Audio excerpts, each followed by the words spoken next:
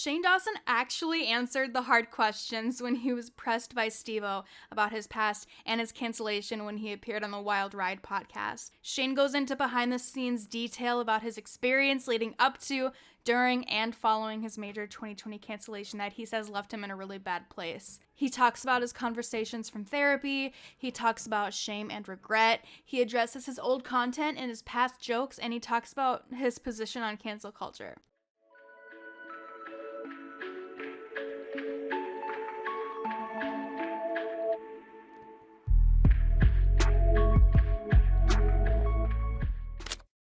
Hello, it's me. This is Paint and Sip, where we draw and talk about the internet and pop culture. And while we explore this topic, I invite anybody to make art along with me while we chat and hang out. And if you want to share what you made, you can send it to me on Instagram or Twitter at PaintandSipYT. And finally, before getting started, I would like to thank Literal E, Yuki Yeller, and Fabian for supporting my $5 tier on Patreon. Your support really helps me out as a small artist, and it allows me to keep making fun animal art and stickers that serve as the art benefits for my Patreon tiers. As always, Patreon and everything is linked in the description. And with that, I am ready to get started if you are. This is mostly going to be a recap of the highlights of the podcast, but I'm also going to be talking about my thoughts here and there, maybe trying to initiate some discussion. But first and foremost, I want to say that Steve-O did his research before even having Shane on his podcast. If you don't know, Shane had a podcast for Full Screen years ago,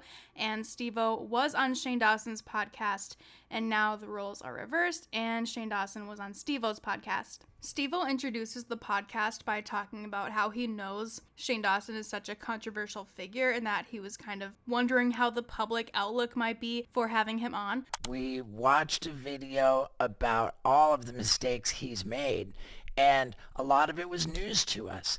By the time we got to him, we thought, wow, we wonder if this is even a good idea. But we decided to press forward with an open mind and a heart of compassion. And I gotta say that we are glad we did that. So he made sure to do his research beforehand, and he said he watched a video that compiled everything that Shane has done in his past. He didn't say what video it was specifically, but I have a feeling it was probably D'Angelo Wallace's video or the re-upload of it, since I think the original was taken down. But it was clear that they wanted the audience to know that they know about Shane Dawson, they watched the videos about him, they have talked to him in the past, and they wanted that to be known and acknowledged before even starting the interview with Shane. And when the interview starts, they just go right into it, and they ask the hard questions just right away. And at the 2-minute mark, they just straight up ask Shane a question about being canceled, and this is what he had to say about it. I'm not one of those people that's mad that I got canceled. I mean, maybe in the beginning I was, because those videos were from a long time ago, and a lot of this stuff was from a long time ago, and I hadn't done anything like that in years. But I mean, I'm also kind of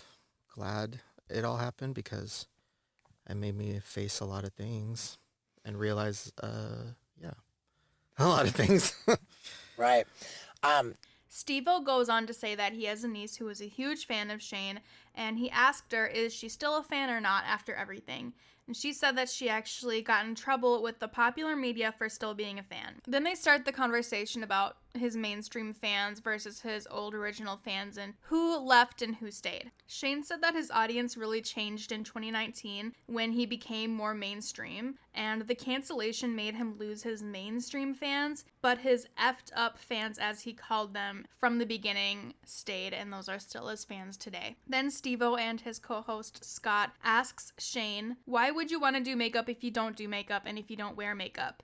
And Shane says that he wanted to do this series because his friend was making hundreds of millions of dollars doing makeup, and that he gets so obsessed with things, and he just got so obsessed with it. Shane also said, I love Jeffree so much, but I'm so happy that I'm less around the business stuff, talking about distancing himself from the makeup industry. After being visibly nervous for this first few minutes of the podcast, the hosts kind of ask him what's up with that. And Shane says, quote, I don't know how to do this in regards to being on the podcast. And they say, but you have your own podcast.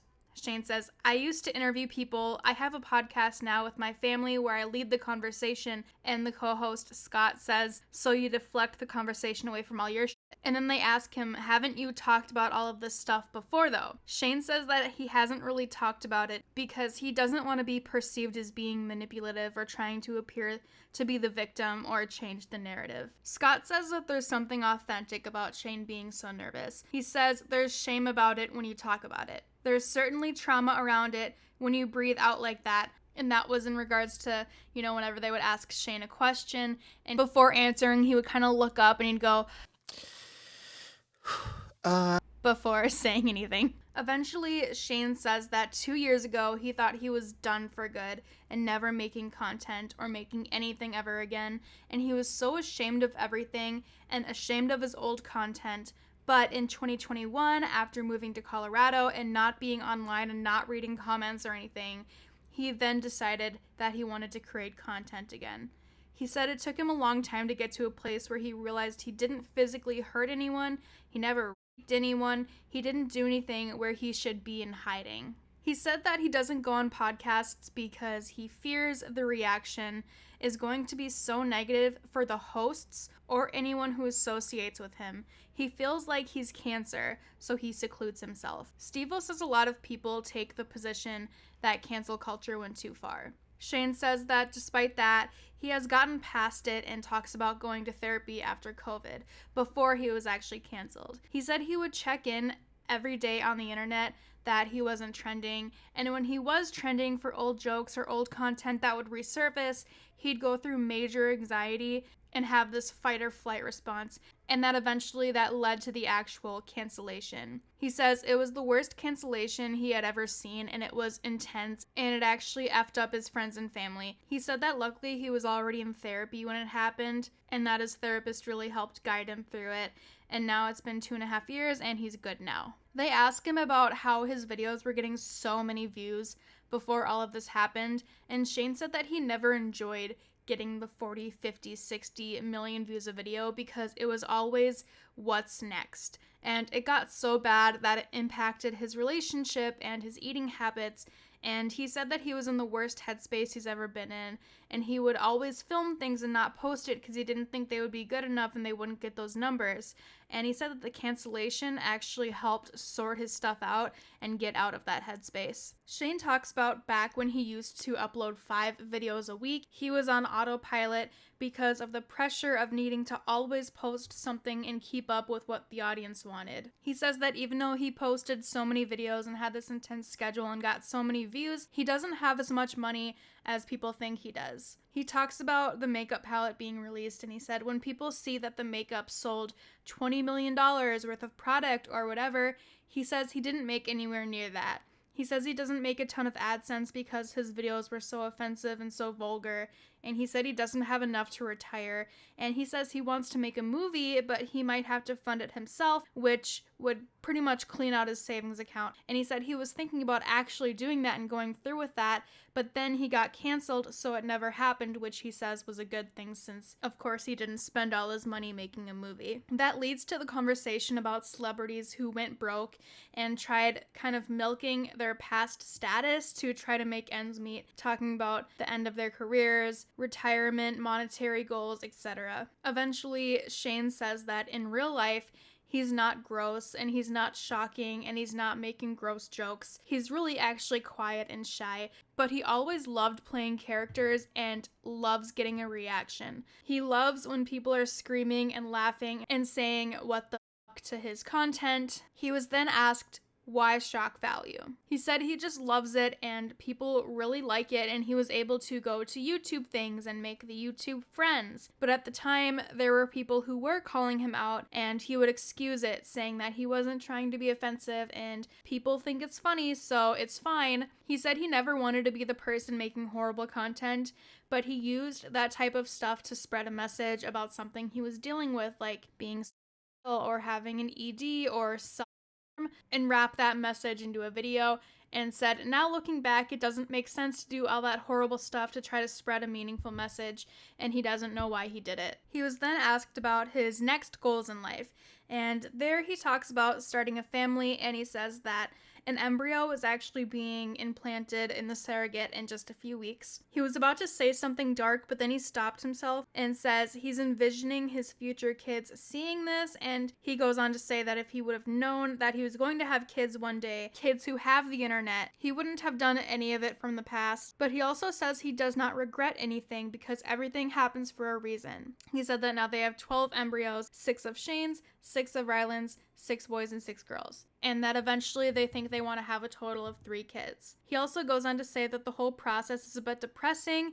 which he's also working through in therapy because of the idea that there could be some sort of attachment or regrets about giving up the baby that is genetically theirs, or the baby that they helped grow from the surrogate or the egg donor. But he says that the egg donor would like to keep in touch and has done all of this before, and Shane says that's good because he wants to be able to tell their kids where they came from and have answers about why they don't have a mom, and they don't want it to be some sort of secret. He also says that he wants to definitely make a horror movie, and he has 2 scripts, but one recently fell through and that he's rerouting it to have that one made, and I don't know what that means. Maybe I'm thinking that he's working with a partner on it, maybe working with some writers or production team, and maybe they don't like a lot of stuff in it. Maybe they had to completely rewrite the script because it's maybe too vulgar or not good or whatever.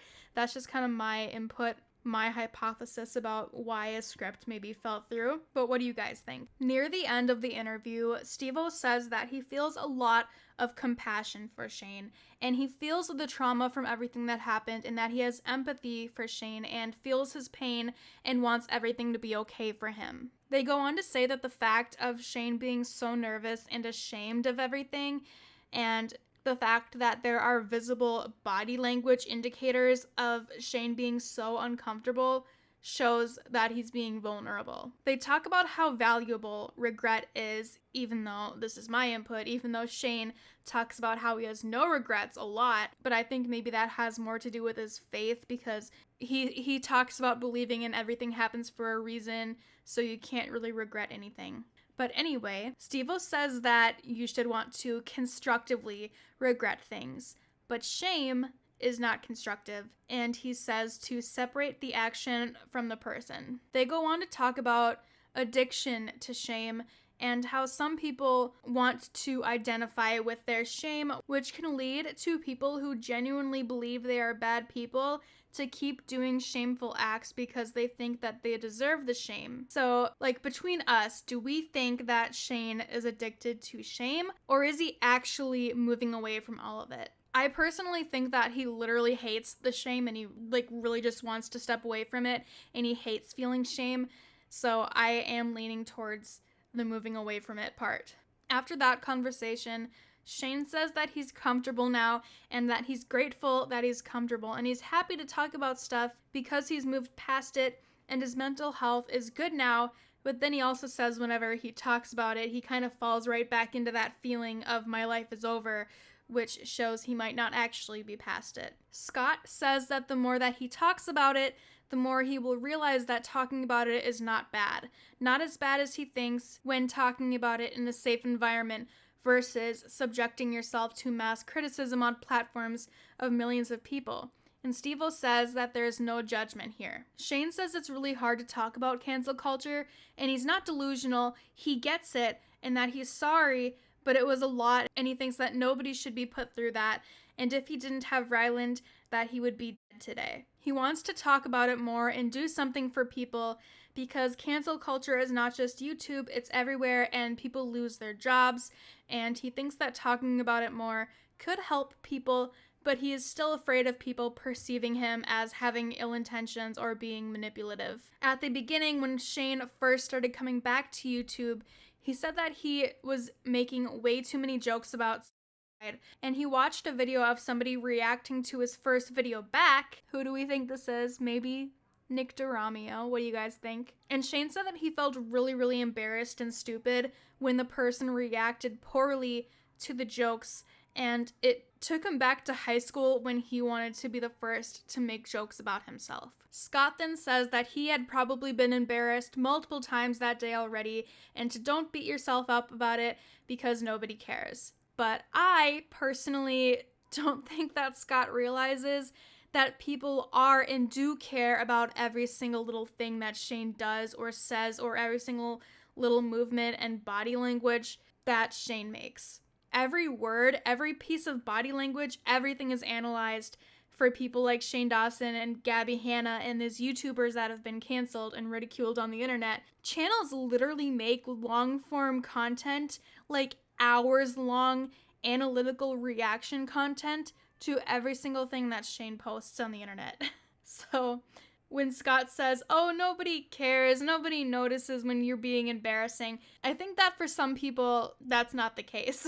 So at the end of the podcast, Steve-O sits down by himself and kind of addresses the audience and says, I'm not apologetic for having Shane on his podcast. Now I want to talk about the reaction. So on YouTube, on the actual comments from Steve-O's podcast video, the comments are like overwhelmingly positive.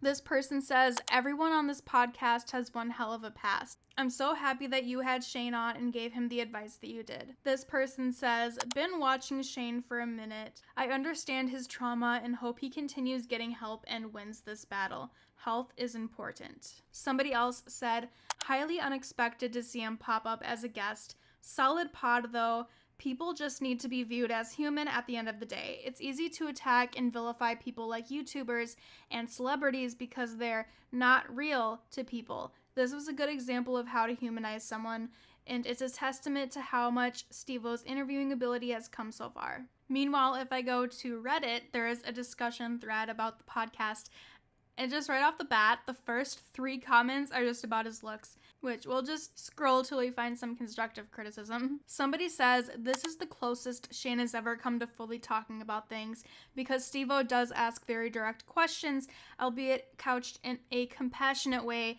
not a journalistic digging deeper way. Shane does trot out a lot of the usual things, but this is the most he's ever said about them, the most explaining he's ever done, which he never did in the apology videos. He also says, however, that I'm not mad all this happened. I'm sort of glad it did because it enabled me to face up to things. Keep on telling yourself that, Shane. Maybe you're hoping the more you say it, it'll become true like magic. Okay, I think I scrolled past all the comments and there was like maybe 2 about the content and all the rest were literally about the hairline, so that's fun. I'd love to hear your thoughts as long as it doesn't have to do about somebody's hairline. And I hate outros, so okay, bye.